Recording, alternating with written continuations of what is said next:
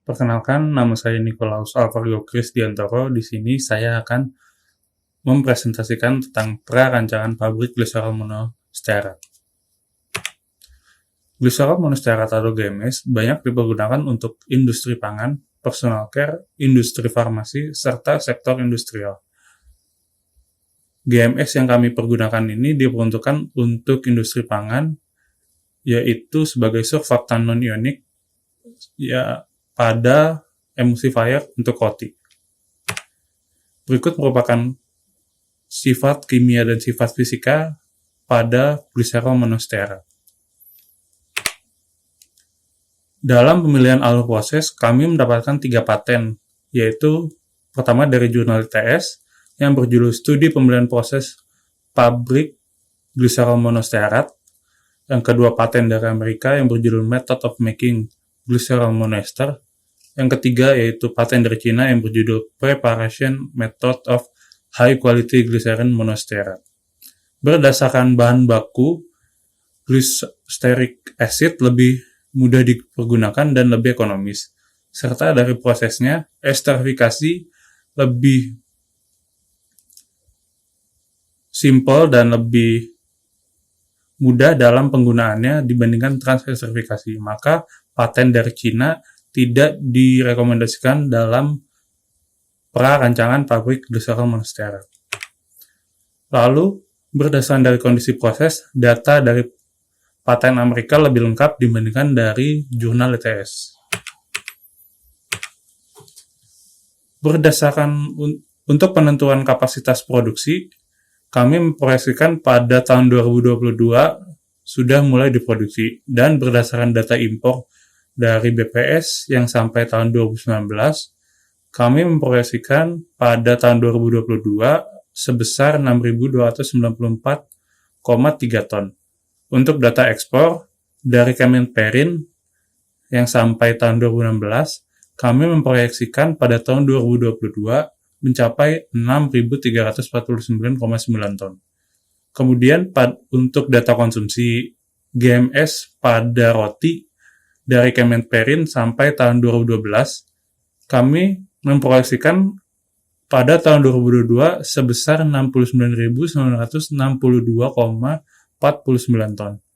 Maka kapasitas produksi yang dibutuhkan pada tahun 2022 itu sebesar 70.000 ton.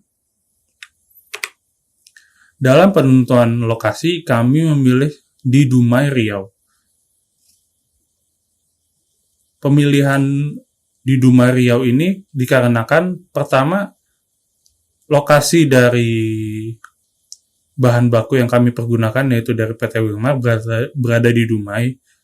Yang kedua, unit utilitas yang mendukung seperti kebutuhan pemasokan air serta listrik. Yang ketiga, yaitu transportasi baik untuk bahan baku serta produk jadi, itu didukung oleh transportasi darat, laut, maupun udara. Kemudian dari para pekerja, itu juga sudah didukung dengan banyaknya universitas, SMK, serta sekolah tinggi yang menghasilkan pekerja yang kompeten dalam bidang industri. Untuk blow flow diagram dapat dilihat, kami menggunakan bahan baku gliserol 99%, air, serta asam stearat. Dalam prosesnya, heater digunakan untuk menaikkan suhu dari 30 derajat menjadi 255 derajat Celcius.